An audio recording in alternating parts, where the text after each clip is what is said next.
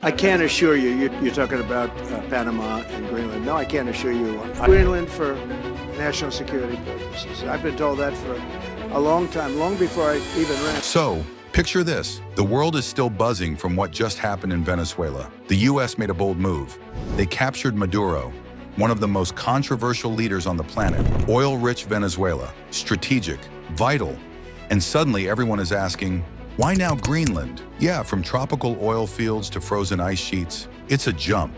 But stick with me. This is where geography, politics, resources, and raw strategy collide. Welcome to Beyond Horizon Explorations. Let's rewind a little. Venezuela has been at the center of global attention for decades. Massive oil reserves, about 300 billion barrels, one of the largest in the world. Control this, and you control energy influence in the Western Hemisphere. U.S. intervention wasn't random, it was planned. Remove Maduro, limit Russian and Chinese influence, secure access to energy resources, influence, power, all intertwined. Think about it. A country that can tilt regional politics, backed by allies of rivals, suddenly controlled by Washington. And yes, it makes headlines, sparks protests, debates, and strategic realignments.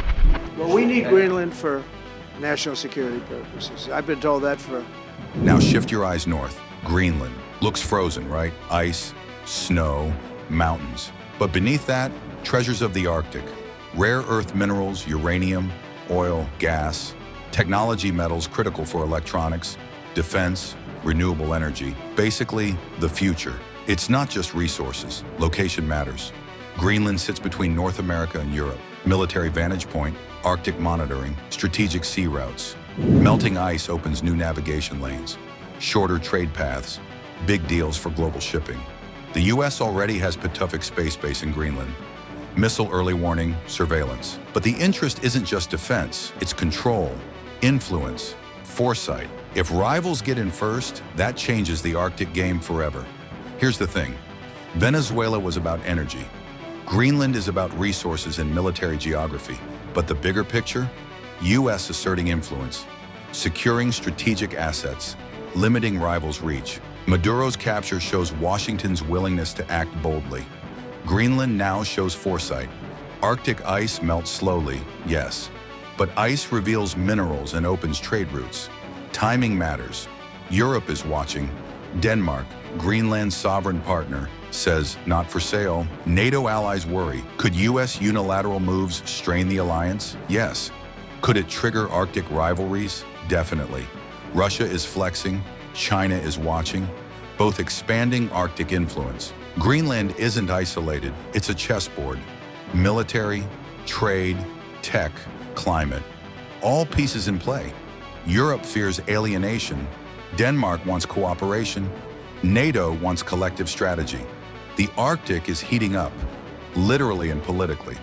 Fact, Greenland's ice sheet contains enough water to raise sea levels by 7 meters if fully melted. That's catastrophic globally.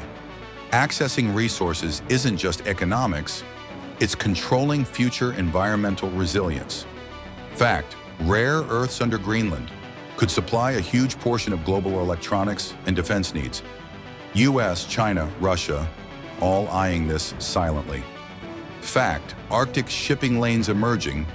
Distance from Asia to Europe drops by thousands of kilometers compared to the Suez route. Time equals money.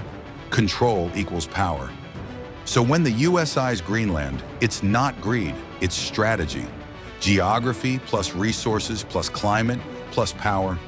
Imagine the ice slowly melting, a giant landmass of untapped resources. Rivals circling, satellites scanning, military bases buzzing, trade routes opening, decisions today shaping decades of influence. Meanwhile, Europe protests quietly. Denmark insists on sovereignty. Citizens debate climate ethics.